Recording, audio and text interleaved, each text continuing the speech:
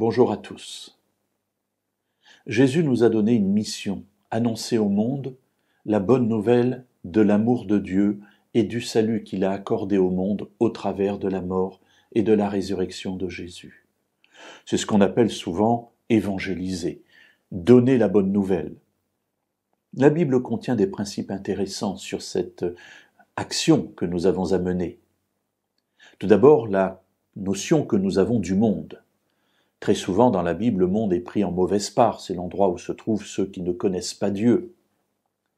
Mais il y a une autre réalité liée à ce monde, que nous trouvons dans le livre des Actes au chapitre 18 et au versets 9 et 10.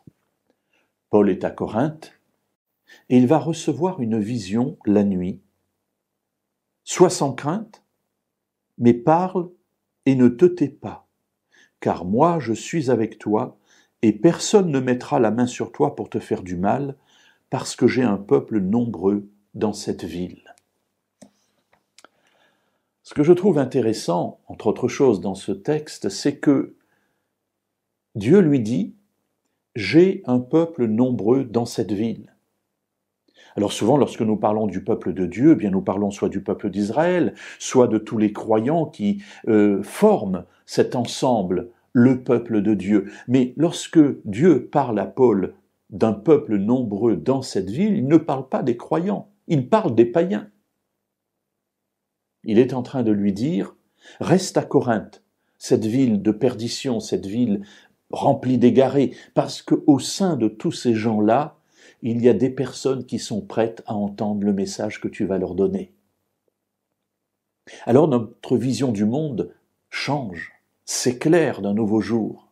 Le monde n'est pas seulement là où se trouvent ceux qui sont opposés à Dieu, mais dans ce monde se trouvent des gens, un peuple nombreux, qui est prêt à entendre la bonne nouvelle du salut en Jésus.